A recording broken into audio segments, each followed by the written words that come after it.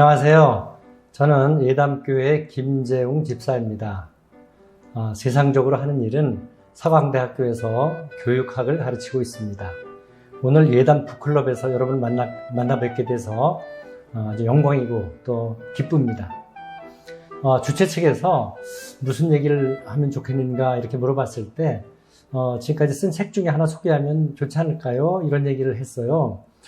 그래서 좀 고민이 됐습니다. 제가 이제 교수 생활을 하면서 책을 부끄럽지만 몇 권 썼거든요. 그래서 그 중에 무엇을 택해야 될까 고민하다가 이제 홈스쿨링에 관한 책을 소개하기로 했습니다. 아마 그 주제는 오늘날 특별히 이제 코로나 팬데믹 상황에서 아이들을 학교에 보내지 않고 이제 가정에서 지내는 시간이 길다 보니까 일부 가정에서 이럴 거면 홈스쿨링 한번 해볼까? 이런 생각하는 학부모들이 좀 늘고 있다 하는 소식을 접하게 돼요.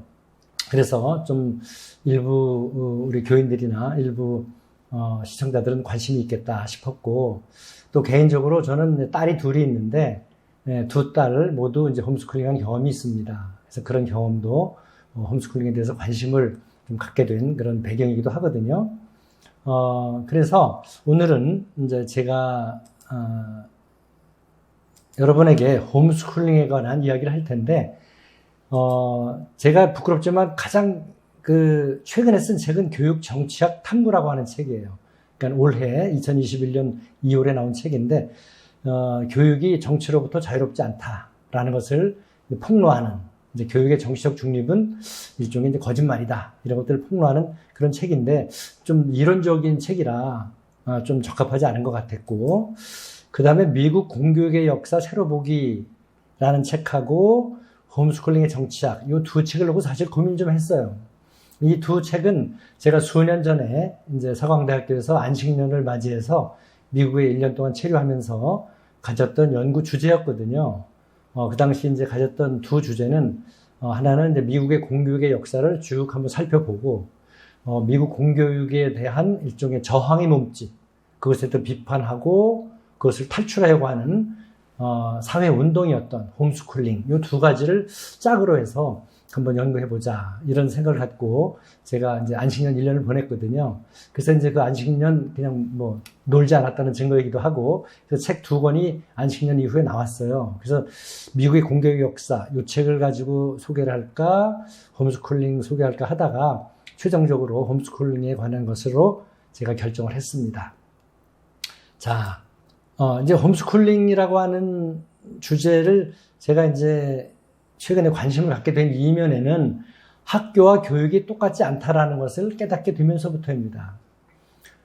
이제 교육학자로서 교육학을 이제 공부하다 보니까 이제 일반적으로 학교와 교육이 똑같다는 생각을 많이 하는데, 이 학교와 교육이 이론적으로 전혀 다른 것이로구나 하는 것을 깨닫게 되면서 홈스쿨링이 이제 학교에 대한 대안으로 가능하겠다. 이런 생각을 제가 하게 된 거죠. 그런데 학교라고 하는 우리 공간 또는 제도를 살펴보면 교육으로 가득 차 있지 않습니다. 학교 안에는 정치도 있고 경제도 있고 사회, 문화, 심리, 그 외에도 행정, 법, 종교 등등 세상 바깥에서 일어나고 있는 온갖 잡다한 것들이 학교라는 공간에서 일어나고 있지요. 반면에 교육을 중심으로 보면 교육이 학교에서만 발생하지 않습니다. 오늘날 가정이 이제 교육의 장이 되죠. 홈스쿨링도 이제 그 중에 하나겠지만, 이제 가정 또는 직장도 얼마나 많은 교육을 합니까? 그렇죠?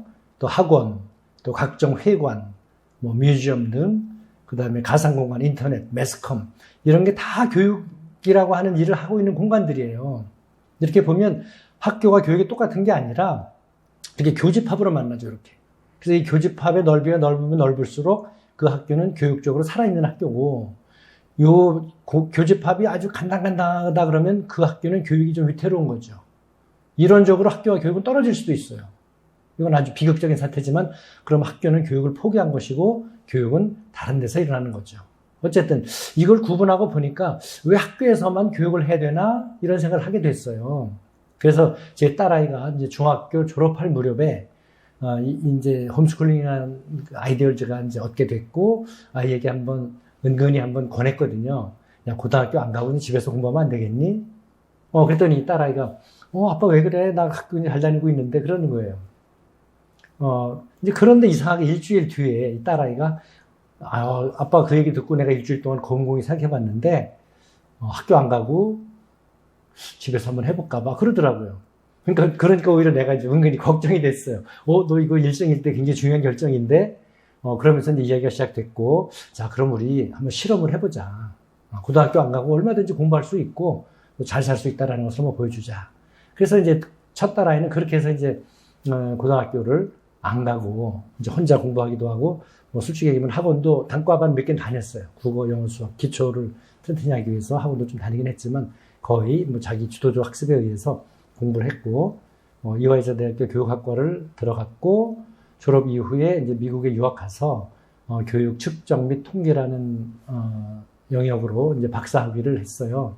그래서 지금은 미국의 이제 수능의 이제 양대 기관 중에 하나는 ACT, 수능 출제 기관이죠. ACT라고 하는 기관의 연구위원으로 지금 일하고 있습니다.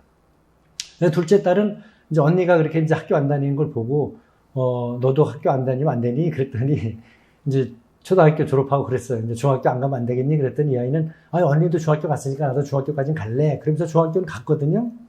그런데 정말 좀 아이의 이제 성격이 좀 내성적이라 그랬는지 학교에 적응을 못 했어요.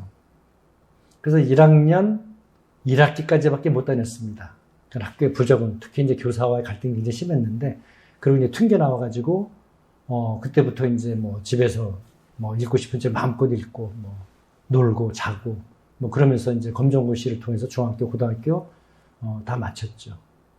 그리고는 이제 이 아이는 대학을, 언니가 이제 미국 유학 갈 때 이제 미국의 대학으로 그냥 날라버렸어요. 그래서 미국에서 이제 대학 졸업하고 지금은 이제 석사 과정에서 공부를 하고 있습니다. 어쨌든 제가 이제 홈스쿨링에 관한 우리 두 딸 아이를 얘기하는 것은 학교를 안 다녀도 번듯하게 자기 역할을 하면서 살 수도 있다 하는 이야기를 드린 것입니다. 어쨌든 학교를 다니지 않고도 대안이 있다 하는 얘기를 일단은 하면서 들어가 봅니다. 그럼 홈스쿨링이란 무엇일까? 약간 학술적인 개념이긴 한데 한번 읽어볼게요. 정년기 아동을 학교에 보내지 않고 학부모가 직접 또는 다른 사람들 그리고 자원, 예컨대 튜터, 인터넷, 가정학습지, 도서관 등의 도움을 받아 가정을 중심으로 학교가 하는 일을 수행하는 제도입니다. 그러니까 학교가 해야 될 일을 학부모가 중심이 돼서 학교가 하는 일을 대신 수행한다. 이게 홈스쿨링이에요. 근데 이 홈스쿨링은 의무 취학 제도의 출현과 관련이 있습니다. 사실 공교육 제도 또는 의무 취학 제도가 나타나기 전에 대부분의 가정에서는 집에서 아이들을 가르쳤죠. 그렇죠? 집에서. 그러나 그것을 홈스쿨링이라고 하지는 않는다 그 말입니다. 그러니까 홈스쿨링은 적어도 일정 연령의 아동이 국가가 인정하는 자격을 지닌 사람, 특히 교사에 의해서 국가가 인정하는 장소인 학교에 나가서 국가가 정해주는 내용인 국가교육과정을 의무적으로 공부해야 하는 사태와 관련이 있다. 이런 의무적으로 공부해야 하는 학교 체제를 저항하고 거부하고 탈출하는 그런 운동이 바로 홈스쿨링이다. 그렇게 봐야 된다는 거죠. 그러니까 국가가 강요하는 아동 교육에 저항하는 일종의 사회운동이다. 이게 이제 홈스쿨링에 대한 제 생각입니다. 자, 홈스쿨링을 하면 교육적으로 어떤 장점이 있을까요? 학교에 비해서 특별히. 학교는 이제 집단 학습을 하잖아요. 이제 그거에 비해서 홈스쿨링은 아동의 학습 속도에 맞춰서 공부할 수 있는 장점이 있습니다. 그리고 아동의 관심과 흥미 분야에 집중할 수가 있어요. 그러니까 모든 과목을 시간표에 따라서 가는 게 아니라 아동이 관심을 보이고 흥미가 있으면 그 부분에 더 많은 시간을 할애할 수 있다. 그런 뜻이죠. 그리고 무엇보다도 좋은 것은 비적대적 또는 비경쟁적 분위기에서 편안하게 공부할 수 있다. 그러면서 자기 주도적 학습을 주로 하게 된다. 아동의 특별한 필요, 예컨대 이제 체육, 예술 등 영재 분야, 아니면 지적인 장애 분야, 이런 것을 충족할 가능성이 크다. 그러니까 오늘날 이제 미국의 많은 홈스쿨링 가정을 보면 자기 아이가 체육이나 예술 쪽의 영재 아이인데 이쪽에 이제 특성화된 아주 달란트가 있다. 그럴 경우에 학교 다니면 이제 모든 과목을 다 같이 해야 되니까 이 특성을 발휘하기 힘들다. 그래서 홈스쿨링을 하는 그런 가정도 늘고 있는 게 사실입니다. 그리고 홈스쿨링을 외롭게 자기 혼자 하는 경우도 있지만 대체로 그 지역별로 이제 홈스쿨링 하는 가정끼리의 연대와 협력이 있습니다. 그래서 인적, 물적 자원을 공유할 수가 있어요. 그러니까 미국 같은 경우 보면 이제 코오퍼레이티브 홈스쿨링, 그러니까 협력적인 홈스쿨링이 많아요. 그래서 어떻게 보면 이제 여러 가정이 품앗이 홈스쿨링 한다고 볼 수도 있어요. 각 가정마다 부모들이 이제 잘하는 과목들이 있잖아요. 근데 어떤 분야 예술을 하는 부모가 있으면 그 분야는 다른 아이들도 같이 와서 예술 공부를 하는 거죠. 또 과학자가 어느 부모가 있다 그러면 과학은 그 집에 가서 여러 명이 같이 공부하기도 하고, 수학을 잘하는 어떤 부모가 있으면 수학을 같이 하고, 이런 식으로 서로 이제 품앗이하는 이제 그런 협력하는, 연대하는 그런 모습들도 제법 많이 보게 됩니다. 자, 이런 홈스쿨링이 우리나라보다는 이제 미국에서 훨씬 먼저 활성화가 됐는데 그 역사를 좀 살펴보려고 그래요. 굉장히 드라마틱한 아주 흥미진진한 이야기가 펼쳐졌습니다. 한번 보죠. 미국의 경우에 이제 공교육 제도가 탄생하기 전에는 지역사회별로 학교를 운영했습니다. 여러분도 아시겠지만 미국이란 나라는 유럽에서 살던 사람들이 미국으로 이민 와서 생긴 나라잖아요. 그렇죠? 그러니까 각 지역별로 영국에서 온 사람들은 자기네들이 학교 만들어서 영어 가르치고 자기들이 믿던 종교 가르치고, 또 독일에서 온 사람들은 또 그렇고, 스페인에서 온 사람들은 그렇고, 각각 자기네들의 커뮤니티를 이제 형성하면서 살았단 말이에요. 자기들이 돈 내서 조그만 학교 만들고 교사 임명해서 가르치게 하고, 이제 그랬던 시기가 꽤 길어요. 그러니까 유럽 본국에서 믿던 종교와 언어를 가르치는 기관으로서 학교를 운영을 해왔습니다. 이제 그러다가 이제 공교육 체제를 만들자. 미국도 이제 그런 운동을 벌입니다. 그 당시에 이제 모델이 됐던 나라는 독일이었어요. 독일이 어떻게 보면 이제 유럽에서도 제일 먼저 이제 획일적이고 표준화된 공교육 제도를 만든 나라거든요. 그러니까 유럽 열강이 막 경쟁할 때 가장 강력한 국가를 만들기 위해서 독일이 먼저 치고 나갔던 것입니다. 그러니까 공교육 제도를 만든 그 이면에는 어떤 생각들이 깔려 있었냐면, 동일한 이데올로기, 동일한 가치관, 동일한 언어, 동일한 관습, 이런 것들을 공유하게 해서 소위 이제 정치 사회화 한다고 그래요. 이것을 정치 사회화를 통해서 아주 강력한 국가를 형성하겠다, 네이션 빌딩 하겠다라고 하는 필요성이 독일에서 공교육 제도, 학교 제도를 전국적으로 쫙 만들게 된 배경이 됐거든요. 그러니까 미국도 이제 그런 필요성을 느꼈죠. 왜냐하면 유럽 각 나라에서 왔으니까 한 어떤 그 미국화, 아메리카나이제이션, 미국 정신을 공유하게 하려니까 전국적으로 통일된 그런 학교가 필요했던 거죠. 그래서 이제 독일에 벤치마킹하러 일부 개혁가들이 갑니다. 가서 감탄을 하고 와요. 이야, 정말 멋있다. 우리도 이런 학교 뭐 만들어보자. 그래가지고 이제 미국도 공교육 제도를 만들려고 하는 거죠. 그러나 그렇게 쉽지는 않았습니다. 각 지역별로 잘하고 있는데 왜 국가가 통제하려고 하냐. 우리 그거 싫다. 지역의 자율성을 강조했던 많은 사람들은 반대를 했죠. 그럼에도 불구하고 개혁가들이 계속 설득을 했어요.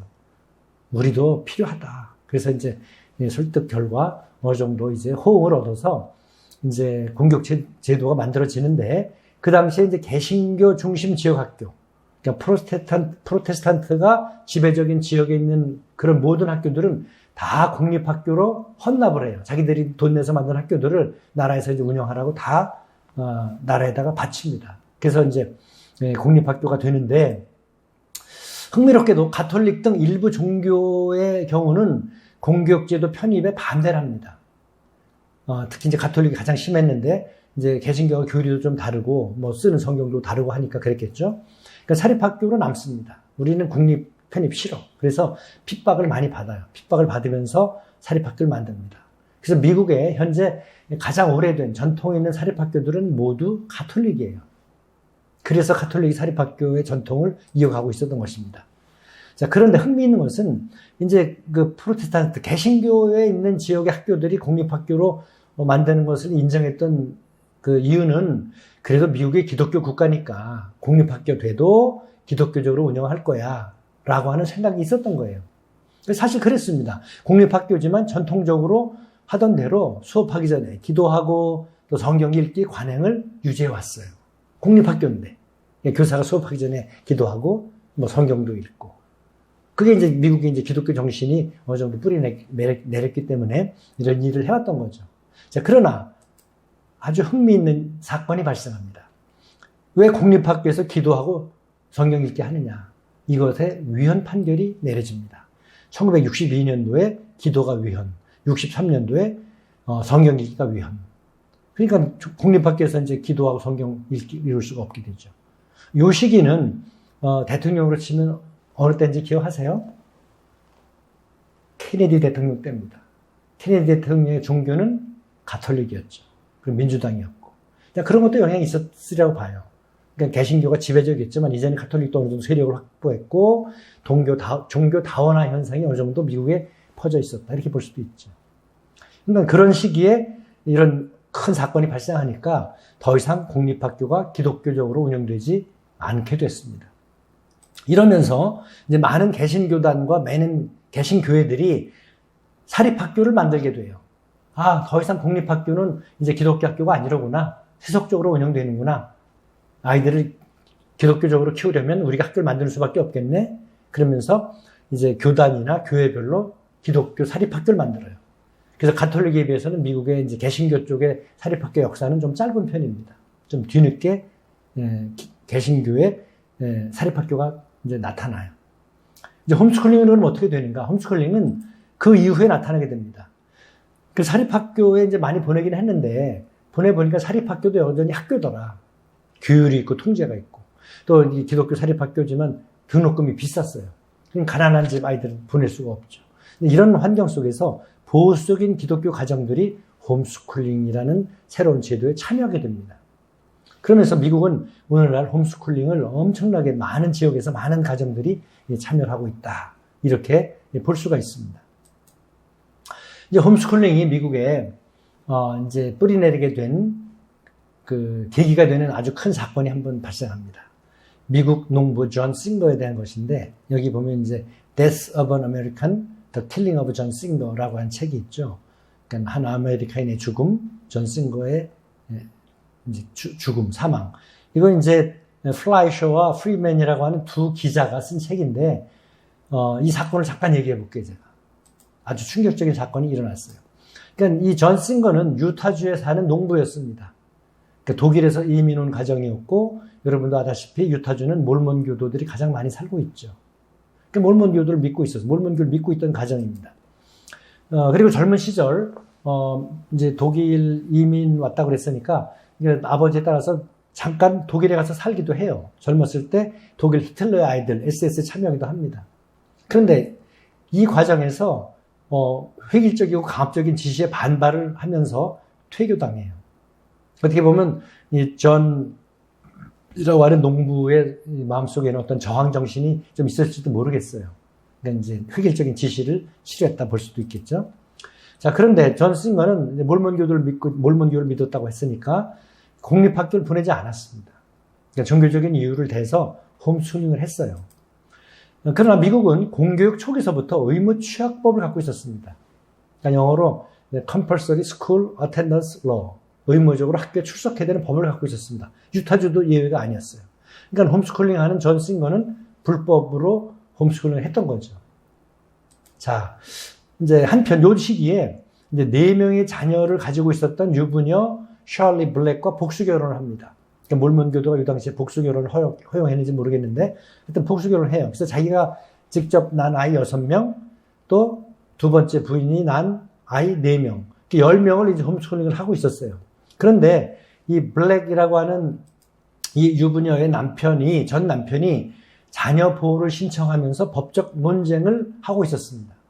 그러니까 이 시기에, 그러니까 홈스쿨링도 하고 아이 때문에 이제 전 남편이 이제 자녀 보호 신청하고 요 두 가지 사건이 어그러지면서 홈스쿨링 6년 차인 79년 1월에 이제 경찰 몇 명이 이 집을 방문합니다. 어떻게 보면 아이를 이제 보호해야 되겠다라고 하는 목적을 가지고 방문을 했겠죠. 그런데 이때 경찰총에 맞아서 존이 죽습니다. 그러니까 죽은 사람은 뭐 말할 수가 없고 경찰 말을 빌리면 존이 우리를 쏘려고 했기 때문에 우리는 정당방위 차원에서 그를 쐈다. 이렇게 된 거예요. 그러니까 이 사건을 취재했던 두 기자, 이 기자가 이제 충격을 먹고 어떻게 이런 일이 벌어지는가. 어떻게 피를 흘려서라도 자기 아이들을 학교 안 보내고 보호하려고 했을까. 엄청나게 큰 사건이 됐습니다. 그러니까 이 사건은 미국 홈스쿨링 운동의 촉발 계기가 돼요.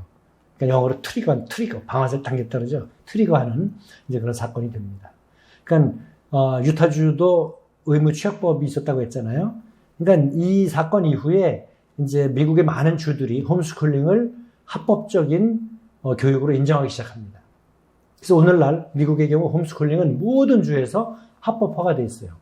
그러니까 합법화가 돼 있다는 이야기는 검정고시 따로 안 보고 교육청에다가 우리 아이 홈스쿨링 합니다라고 허락을 받으면 홈스쿨링 했다라는 증거를 가지고 대학하는 거예요. 이렇게 바뀌었어요. 그럼 홈스쿨링이 모두 합법화가 되어 있는 미국이다. 이렇게 볼 수 있죠. 그럼 존 싱거의 사례에서 봤듯이 왜 미국에는 많은 가정들이 홈스쿨링을 하는가? 가장 큰 이유는 학부모의 강한 종교적 확신이었습니다. 아까 이제 미국의 경우에 공립학교가 기도하고 성경 읽기 했을 때는 기독교 가정들이 이제 많은 기독교 가정들이 학교를 그냥 보냈단 말이에요. 근데 성경 읽기하고 기도가 위헌이다라는 판결 이후에 공립학교에서는 더 이상 그런 행위를 할 수 없게 되니까 세속적인 학교로 운영되니까 이제 사립학교를 기독교 학교를 만들기도 하고 홈스쿨링을 했단 말이에요. 그러니까 종교적인 이유 때문에. 종교적 가치를 아이들에게 잘 가르치기 위해서 공립학교를 안 보내고 직접 하겠다라고 하는 학부모들의 종교적인 확신이 가장 큰 이유였습니다. 자, 두 번째로는 다양한 교육 방법을 통해서 학교보다 학부모가 내가 더 잘 가르칠 수 있다라고 하는 확신을 가졌다. 그러니까 이건 우리나라하고는 조금 다를 수도 있어요. 우리나라는 교사들의 수준이 굉장히 높죠. 교사 되기가 굉장히 어렵잖아요. 경쟁률이 굉장히 치열하거든요. 근데 미국은 교사 되는 학생들의 어떤 학력 수준이 50%보다 조금 아래거나 중간이거나 그 정도예요. 그러니까 더 뛰어난 학생들이 교사로 안 갑니다. 그러니까 학부모들이 볼 때는 그렇게 실력 있는 교사로 보이질 않는 거죠. 그래서 이제 많은 학부모들이 내가 더 잘할 수 있어 라고 하는 생각도 하게 됐다는 거죠. 기존 학교에 대한 학부모의 불만이 커지면서 학교에서 아이들을 빼내오기도 했고, 또 학교에서 아동에 대한 개인으로서 존중감 부족, 특별히 개인으로 존중감 부족이 이제 문제가 많이 됐고, 오늘날 미국의 경우는 이제 학교에서 폭력 사건도 나고, 심지어 총기 사건도 나고 하니까 안전하지가 않다. 이제 그런 것 때문에 아이들을 보호하기 위해서라도 학교에서 이제 끄집어내오는 이제 그런 부모들도 많이 있습니다. 그리고 학부모의 강한 이데올로기적 가치관. 이것은 이제 기독교적인 가치관이라기보다는 생태학적인 가치관이에요. 그러니까 자본주의에 물들지 않겠다. 경쟁이 치열한 물질 만능주의에 물들지 않고 환경주의자들 또 생태주의자들은 이제 시골에 가서 공동체 생활을 하면서 이제 이 도시 생활과 또 경쟁이 치열한 자본주의에 담을 쌓고 살거든요. 이제 그런 사람들이 이 홈스쿨링을 많이 해요. 그러니까 그 이데올로기적 가치관은 물질 만능의 어떤 그 현대 사회의 어떤 자본주의 사상을 거부하는 이제 그런 이데올로기적 가치관을 가진 사람들이 또 홈스쿨링을 하기도 합니다. 대개 이제 이런 여러 가지 이유들로 오늘날 미국에서는 홈스쿨링을 하고 있다 이렇게 볼 수 있습니다. 그러니까 대체로 그럼 얼마 정도가 홈스쿨링에 참여하는가? 그 정확한 숫자는 사실 파악하기가 좀 쉽지 않죠. 각 가정에서 하니까. 그래서 이제 여러 통계들을 종합해 보면 오늘날 약 150만 명 정도가 참여한다고 그래요. 결코 적은 숫자가 아니죠. 그리고 각 주별로, 지역별로 좀 늘어가는 추세에 있다. 이렇게 좀 되어 있습니다. 그러니까 얼마 전에 미국의 홈스쿨링 연구소의 소장이 우리나라에 와서 이제 홈스쿨링에 관한 세미나를 할 때 제가 참여한 적이 있어요. 그럴 때 그 연사가 처음에 어떤 쪼크를 하냐면 자기 커뮤니티, 자기 마을에서는 이런 쪼크가 있습니다 하면서 시작을 하더라고요. 그래서 학부모들끼리 만나면 또 이런 얘기를 한다는 거예요.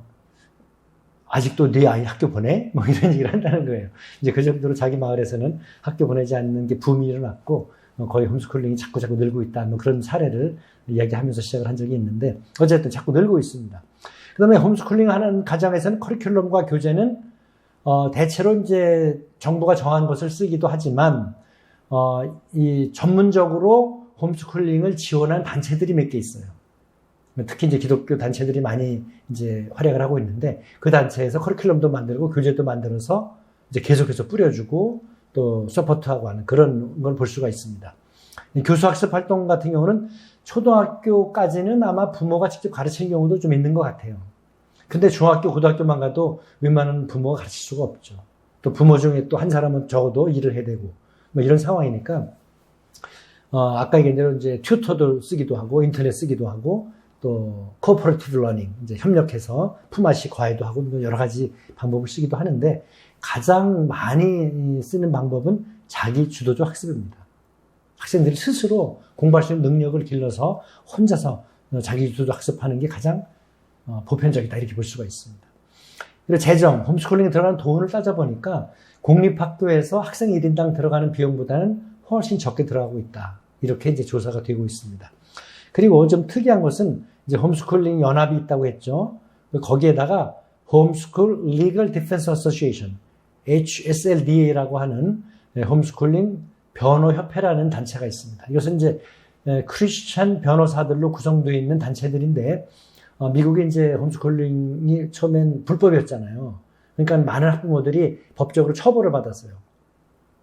심지어 이제 감옥에 가는 경우도 있었고, 아이를 뺏기기도 하고, 뭐 여러 가지 그런 사례들이 있었는데, 그때 이 단체가, 무료 변론을 많이 해줬습니다. 그러니까 크리스천 변호사들이, 법적으로 공부를 잘 해가지고, 아이들을 집에서 가르칠 수 있다라고 하는 것을 잘 정리해서 법적인 싸움에서, 이기기도 하고, 하면서 이제 미국이 홈스쿨링이 이제 힘을 얻게 되거든요. 이 단체가 굉장히 중요한 역할을 많이 했습니다.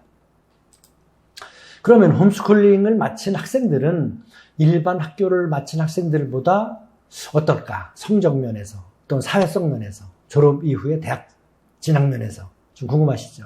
우리나라는 이 연구가 아직 진척이 많이 안 돼서 이제 축적된 자료가 별로 없습니다. 그러나 미국은 벌써 이제 수십 년 되니까 자료가 많이 축적되어 있거든요. 그래서 그것을 이제 따져보니까 학업 성취도 면에서 홈스쿨러들이 일반 공립학교 학생보다 학업 성취도가 대체로 약간 높게 나옵니다. 그냥 국어나 영어나 수학이나 이런 거를 이제 표준화 시험을 봐보면 평균적으로 공립학교들보다 조금 높은 것으로 나옵니다. 이제 가장 신경 쓰는 부분이 이제 정서나 사회성 발달 부분인데, 이제 초기에 홈스쿨링 한다고 했을 때 핍박을 받았는데 그 이유가 이 부분이어서 사회성 때문이었습니다. 걔네들 반사회적인 애들 아니야? 이러면서 이제 사회적으로 비판을 받았고, 특히 이제 교원 노조나 교육청에서 엄청 세게 비판을 합니다. 그래서 얘네들 다 정말 감옥 가야 된다고 할 정도로 막 반대를 했는데, 시간이 지나가면서 연구를 해보니까 이제 별 문제가 없다는 거예요. 아니, 별 문제가 없을 정도가 아니라 어떤 면에서는 훨씬 더 사회성이 좋더라는 거죠. 왜냐하면 시간이 많으니까 자원봉사도 훨씬 더 많이 하고, 또 자기들끼리 모여서 필드 트립도 많이 가고, 다양한 활동들을 하더라는 거예요. 그리고 친구 관계도 또래 아이들만 사귀는 게 아니라 홈스쿨링 가정들이 연합을 하니까 이제 1년에 몇 차례씩 이제 컨퍼런스 같은 거 하거든요. 그러면은 자녀들 다 같이 가요. 그러면 거기서는 부모들은 부모들대로 컨퍼런스 하지만 아이들끼리 또 따로 또 모이거든요. 그러면 나이를 이제 넘나들면서 친구 관계도 생기고 하면서 사회성, 정서 대체로 문제가 없다 하는 쪽으로 결론이 나오고 있습니다. 그럼 졸업 후 진로는 어떨까? 대학 진학에 있어서도 홈스쿨러와 일반 공립학교 출신의 차이가 없는 것으로 나타납니다. 그러니까 초기에는 많은 대학들이 홈스쿨링 출신 아이들을 좀 꺼려했어요.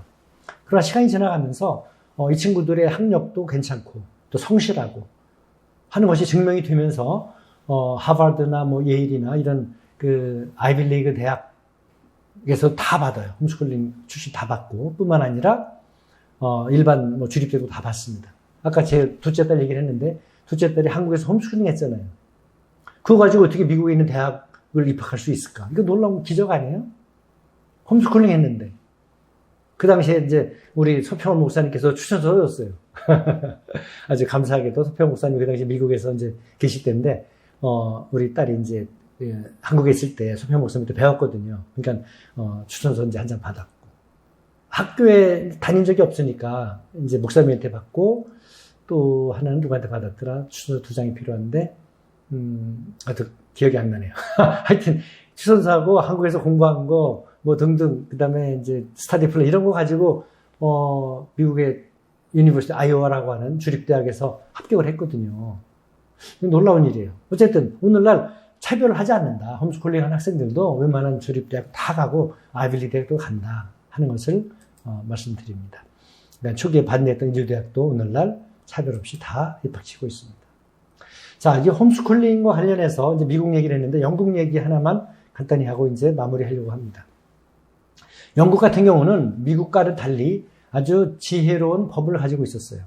미국은 처음부터 의무 취약법, Compulsory School Attendance Law를 가지고 있었다고 했잖아요. 근데 영국은 Education Act 1944년도에 만든 미국 교육법에 아주 흥미있는 법을 갖고 있었습니다.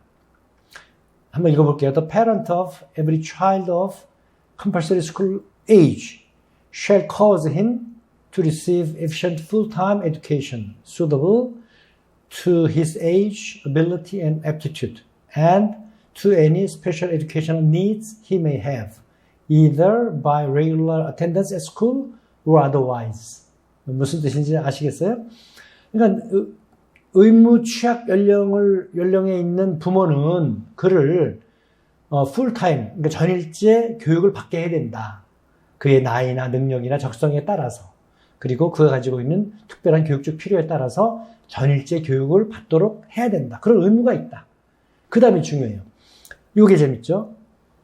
Either by regular attendance at school, 학교에 정기적으로 출석을 시키든지, or otherwise, 다른 방식으로. 이 or otherwise가 이게 아주 별미예요. 44년도에. 이런 조항을 갖고 있었습니다. 그런데도 요거를 영국의 학부모들이 보질 못해요. 다 그냥 의무 취학이니까, 의무 교육이니까 학교에 가는 줄 알아요. 그러나 76년도에, 그러니까 10가정이 모여서 이제 교육에 대한 세미나를 하다가 or otherwise를 발견합니다. 발견. 우리 교육부는 이런 게 다 있었네?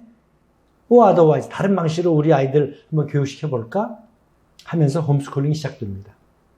그러면서 Education Otherwise라고 하는 학부모 단체를 만들어요. 이 Education Otherwise는 영국에서 가장 큰 NGO입니다.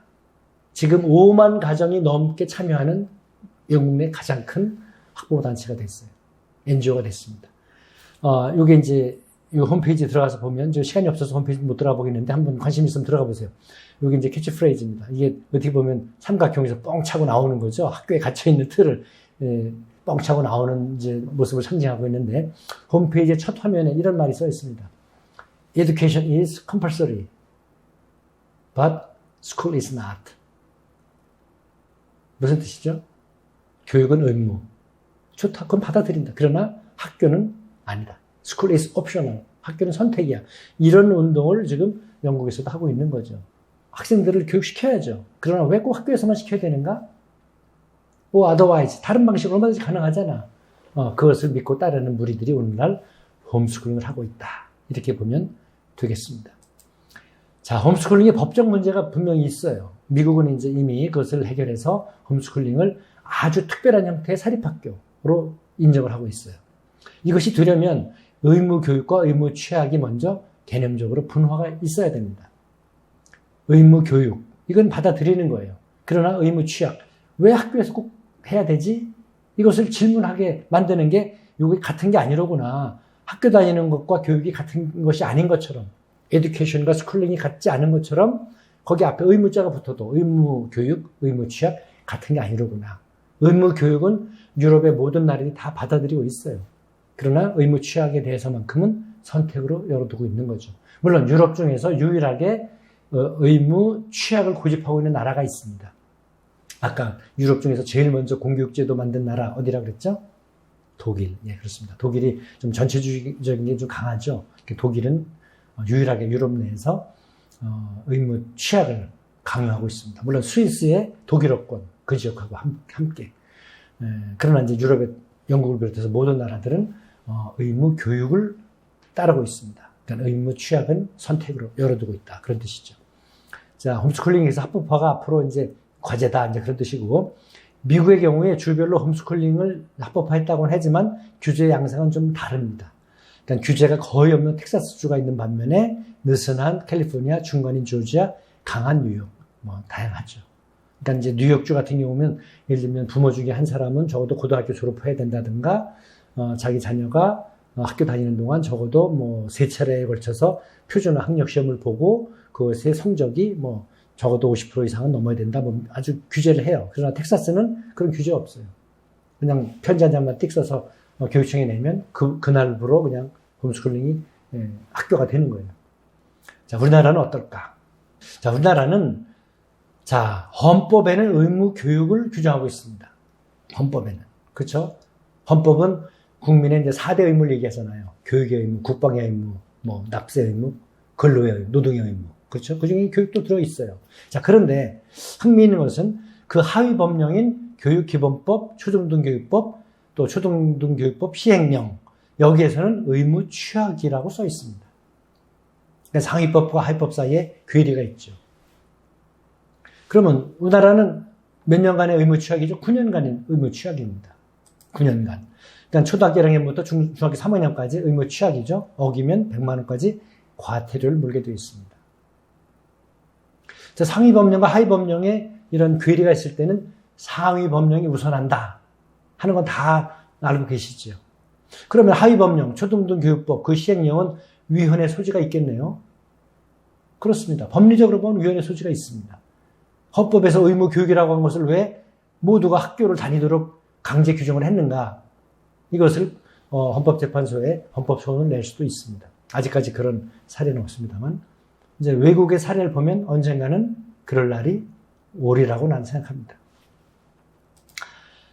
단 학교장 판단 하에 의무 취약을 유예할 수 있습니다. 건강 등 학교 다닐 형편이 못 되면 의무 취약해야 되는 그 추적부에서 따로 떼어내서 별도로 관리하게 되어 있습니다. 그렇게 해서 의무 취약에 유예받은 학생들이 이제 초등학교하고 중학교, 이제 고등학교는 상관없습니다. 고등학교 의무 취약이 아니니까 이제 초등학교와 중학교는 검정고시를 통해서 학력을 인정받고 이제 상급학교로 갈 수가 있게 되어 있죠. 자, 우리나라 홈스쿨링은 앞으로 과연 어떻게 될 것인가? 헌법재판소에 가더라도 꼭 이기라는 보장은 없을 수는 있어요. 관습법이라는 게 있어서 그냥 학교 다니는 게 교육이지 뭐. 이게 집에 왔으니까 헌법의 의무 교육이 뭐 하위 법령에서 의무 취약으로 규정했다고 해서 그게 뭐 문제가 없어라고 판결이 날 수도 있습니다만, 미국의 사례나 영국의 사례나 많은 유럽의 사례를 보면 이것을 구별하고 있거든요. 의무 취약은 받아들이지만 학교 다니는 것만큼은 선택이다. 이렇게 열어두고 있는 게 전 세계 좀 추세이기 때문에 우리나라도 언젠가는 그쪽으로 가지 않을까, 그런 생각이 듭니다. 그러니까 민들레라고 하는 이제 출판사와 단체가 우리나라의 홈스쿨링과 대안교육의 전문 출판사니까 관심 있으면 한번 들어가 보십시오. 제가 쓴 홈스쿨링의 정치학도 민들레 출판사에서 나온 것입니다. 재밌게 들으셨는지 모르겠습니다. 이제 홈스쿨링의 정치학 기회되면 한번 읽어보시라고 제가 교회 사무실에 30권을 갖다 놨습니다. 선착순이에요. 30권 갖다 놨으니 관심 있으면 하나씩 가져다가 한번 읽어보시면 좋겠습니다. 그러면서 앞으로 이제 학교와 교육이 똑같지 않다라고 하는 것을 우리가 이제 생각하려면 학교와 교육이 똑같다라고 하는 신화는 깨져야 돼요. 이걸 믿고 살지만 공간의 제약을 풀어야 되죠. 왜 학교에서만 교육이 발생해야 되는가? 시간의 제약도 왜 학교 다니는 시간만 공부하는 것인가? 방법. 요 방법 많이 풀어졌죠. 코로나 이제 19 사태에서 많이 풀어졌습니다. 닫혀있는 공간에서 한 명의 교사가 만 학생을 가르치는 전형적인 교육 방법이 많이 깨졌죠. 이제 인터넷을 통해서도 많이 하니까. 또 교육 주체의 제약. 이게 가장 중요합니다. 교사만 왜 가르치는가? 그렇지 않습니다. 내가 교육의 주체다. 내가 내 교육을 끌고 가는 주체다. 이런 생각을 가질 필요가 있고, 그런 점에서 네트워킹 개념이 들어올 필요가 있습니다. 그것은 오늘날 러닝 익스체인지라고 하는 사회 운동에서 나타나요. 학습 교환. 내가 이걸 가르쳐 줄게, 넌 난 이걸 가르쳐 줘. 그래서 이제 네트워크가 형성이 돼요. 지역별로, 커뮤니티별로. 나가서 글로벌하게. 그러니까 내가 가르칠 수 있는 거 얹어놓고, 나 배우고 싶은 거, 거기다 얘기를 하면 그것이 매칭시켜서 가르치고 배움의 어떤 그 네트워킹이 사실은 커뮤니티별로도 일어나고 글로벌하게 현재 일어나고 있습니다. 그런데 학교가 교육을 앞으로 결코 독점할 수 없다라고 하는 것을 보여주는 이제 상징적인 사례들이죠. 교육은 언제 어디서나 일어날 수 있다. 홈스쿨링도 그 중에 하나다 하는 이야기를 여러분께 해드렸습니다. 자, 이제 마지막으로 독서의 중요성과 책에 대한 이야기를 하고 오늘 마치겠습니다. 저는 어려서부터 공부하기 참 좋아했어요.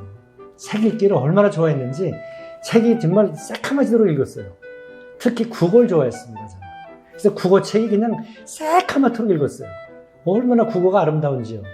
저는 우리나라의 기역, 니은, 디귿, 리을, 아야어여 이것이 합쳐져서 글자가 되고, 글자가 모여서 단어가 되고, 단어가 모여서 문장이 되고, 문장이 모여서 글이 되고, 이렇게 흘러가는 게 너무 황홀했어요.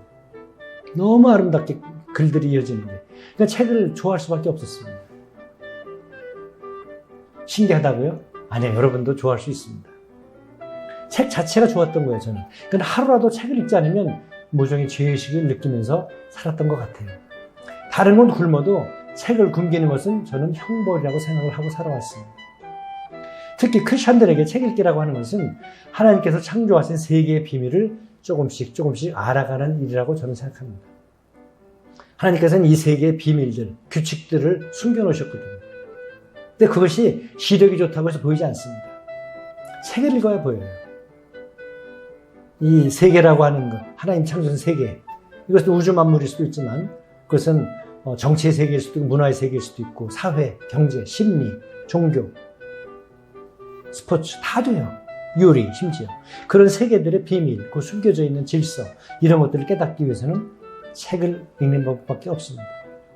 책과 가까이 하는 것은 그것 자체로 우리의 삶을 풍성하게 할 수 있다고 저는 믿습니다. 성경책을 말할 것도 없겠죠. 책을 가까이 하면서 정말 삶을 풍성하게 사는 여러분 되기를 바라면서 예담 북클럽 오늘 순서 여기서 마치겠습니다. 감사합니다.